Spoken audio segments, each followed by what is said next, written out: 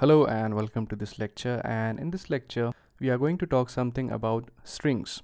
Now if you recall, we have already typed in the program for printing out the hello world. So in that case what we did is that we have simply typed out print, and in brackets inside single quotes we had something like hello world. So that was actually easy enough. So if you typed in this thing and if you hit enter, you got the result as hello world.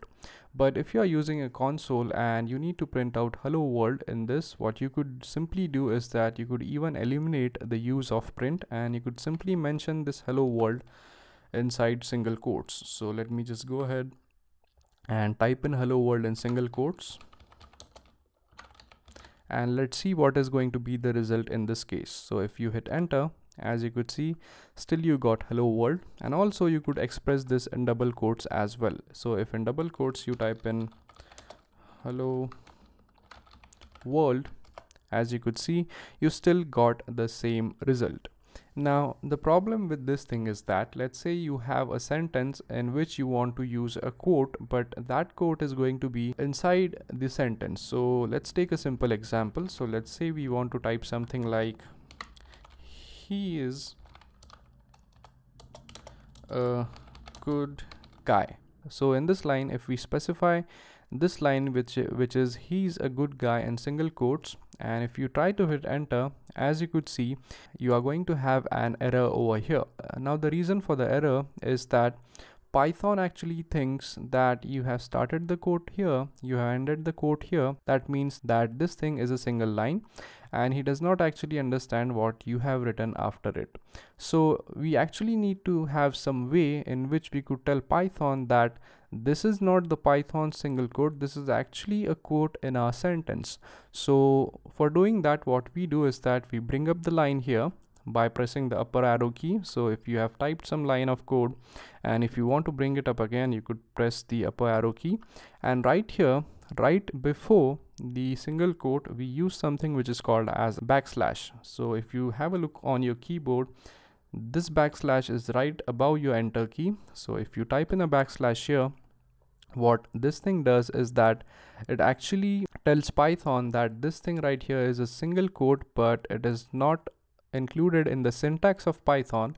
Instead, it is a single quote from our sentence. So if you do that and if you hit enter, as you could see, you are going to have the result as he is a good guy. Now one more thing which I would like to mention is that there is other alternative to this as well. So if you simply type in double quotes, and what you could do is that you could actually use single quotes and double quotes without having any problems. So if you type in he's a good guy over here and hit enter, as you could see, you are going to get a result as he's a good guy. And the same case applies to single quotes as well. So if you have some single quotes, and in here if you actually want to mention something in double quotes like he is let's say we want to specify the word good in quotations, and if we type in guy after it, and if you hit enter, as you could see, still it is going to have no issue. But if you are using double quotes for the syntax